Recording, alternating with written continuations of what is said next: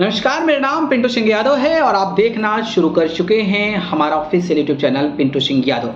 दोस्तों, 2024 का लोकसभा चुनाव है और 2024 के लोकसभा चुनाव में बिहार के 3 युवा भारतीय जनता पार्टी का गणित बिगाड़ने वाले हैं। हालांकि भारतीय जनता पार्टी ही नहीं बल्कि आरजेडी की भी गणित बिगाड़ेंगे। वो कौन से युवा हैं, इसके बारे में पूरी जानकारी आपको इस वीडियो में बताने वाला हूं। तो चलिए शुरू करते हैं।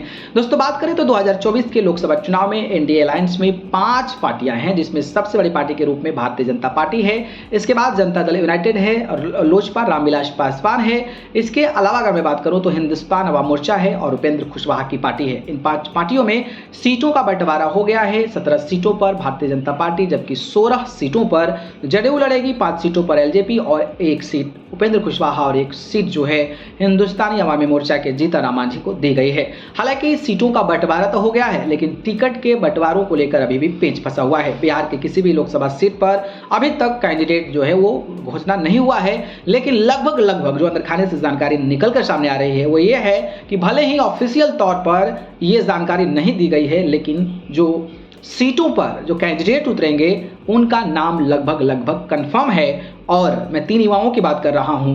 वो 3 युवाओं का नाम तो बिल्कुल भी नहीं है, जिसमें भोजपुरी इंडस्ट्री के पावर स्टार के नाम से जाने जाते हैं पवन सिंह। इसके अलावा जो हैं एक और स्टार हैं जो कि गुंजन सिंह हैं और एक पत्रकार मनीष कश्यप। जी हाँ, बात करें तो कयास से लगाए जा रहे थे कि आरा से भारतीय जनता पार्टी पवन सिंह को चुनावी मैदान में उतार सकती है। तो वहीं एलजेपी के खाते में अगर नवादा सीट जाती है तो एलजेपी यानी कि चिराग पासवान की पार्टी से गुंजन सिंह चुनावी मैदान में उतर सकते हैं। तो वहीं लगातार मनीष कश्यप भी अपनी दावेदारी जो है वो ठोक रहे हैं और टिकट का इंतजार की बातें कर रहे हैं। लेकिन जो अंदर खाने से जानकारी जो टिकट बंटवारे को लेकर नाम को लेकर आई है, उसमें इन तीनों नामों को भारतीय जनता पार्टी ने कहीं भी जगह नहीं दी है और इन्होंने दावेदारी कर रखा है कि भाई किसी भी हाल में टिकट मिले ना मिले हम चुनावी मैदान में उतरेंगे। और अगर ये चुनावी मैदान में उतरते हैं तो पवन सिंह भारतीय जनता पार्टी के सदस्य हैं। भारतीय जनता पार्टी के सदस्य के नाते भारतीय जनता पार्टी को नुकसान दे सकते हैं। मनीष कश्यप भी जब जेल में थे तो लालू परिवार पर निशाना साधते थे। भारतीय जनता पार्टी के नेताओं का सपोर्ट मिला और भारतीय जनता पार्टी के जो समर्थक हैं वो कहीं ना कहीं मनीष कश्यप से जुड़े।